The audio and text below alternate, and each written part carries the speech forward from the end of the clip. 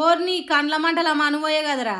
BRS party గద్దెను కూలగొట్టాలని ఎందుకు అనిపించిందిరా? మీ చేతులకు జట్టాలు గుట్ట మంచి చెయ్యరు మంది చేస్తోరువరు అన్నట్టు తయారైనరు కదరా బడివేగల్లారా. మీ ఫాల్తు మోకాల కట్టే. మెదక్ జిల్లా కౌడిపల్లి అనే ఊర్లే గౌడిబర్ల తీరుగా బీఆర్ఎస్ పార్టీ గద్దెను కూలగొట్టిండ్రట. తెల్లారి పార్టీ పుట్టినరోజును సంబరంగా చేయాలని రాత్రిపూట రంగులేసిండ్రట.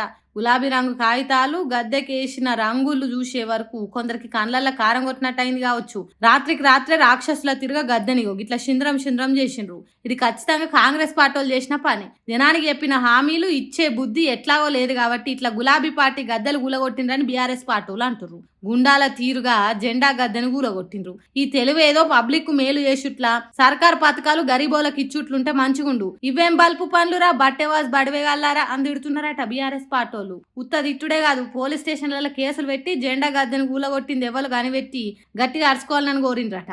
వారి గద్దెలు కూలగొట్టే బద్మాషగాలారా. ఇవేం ఫాల్తు రాజకీయాలరా. జెండా గద్దెలు కూలగొట్టినంత మాత్రాన పార్టీ లేకుండా పోతుందా? ఇంకింత ఎక్కువ అవుతుందనే ఇంగితం లేకుంటే ఎట్లా రాందిడుతున్నారట బీఆర్ఎస్ పార్టీ వాళ్ళు కూడా.